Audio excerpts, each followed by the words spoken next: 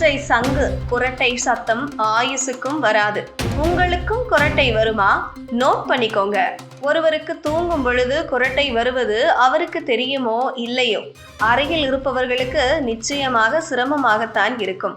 மேலும் குரட்டை விடுபவருக்கும் எங்காவது சென்றால் கூட உறங்கும் பொழுது சங்கடமாக இருக்கும். நமக்கு குரட்டை வருமே, யாரும் ஏதும் நினைத்து விடுவார்களோ என்று. இதற்கு எவ்வளவுதான் வைத்தியம் பார்த்தாலும் நிரந்தரமாக தீராது. பணத்தையெல்லாம் கொட்டி செலவழிக்காதீங்க. ஒற்றை சங்கு போதும். குரட்டை என்பது தூக்கத்தின் போது மூச்சு குழாயில் தடங்கள் ஏற்பட்டதால் தான் வருகிறது. காற்று சரியாக செல்லாமல் தொண்டை தசைகள் அதிர்வதால் அந்த சத்தம் உருவாகிறது.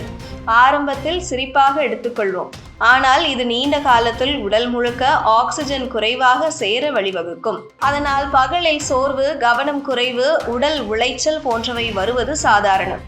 இதை சரி செய்வதற்காக பல மருந்துகள், இயந்திரங்கள் பயன்படுத்தப்படுகின்றன. ஆனால் நம் முன்னோர்கள் வழக்கமாக செய்த ஒரு சுலபமான முறைதான் இன்றைக்கு விஞ்ஞான ரீதியிலும் முக்கியத்துவம் பெறுகிறது.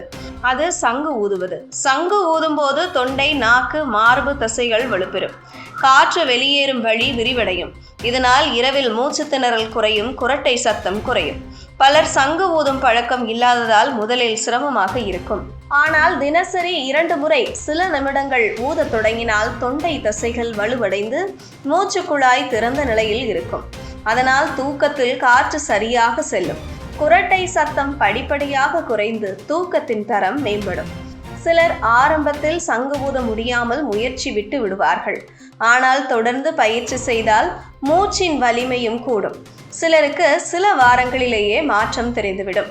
அதிக நாள் பயிற்சி செய்தவர்கள் குரட்டை பிரச்சனையில் இருந்து முழுமையாக விடுபட்ட அனுபவத்தை பகிர்ந்துள்ளனர். இதே போன்று இசை கருவிகள் வாசிப்பதும் தூக்கத்தின் தரத்தை மேம்படுத்தும் என்று முன்பே கண்டுபிடிக்கப்பட்டது. சாக்ஸபோன், புல்லாங்குழல் வாசிப்பவர்கள் குரட்டை குறைவாக இருப்பது தெரிய வந்துள்ளது. அதே வரிசையில் சங்கு ஊதுவதும் இயற்கையான பயிற்சியாக செயல்படுகிறது.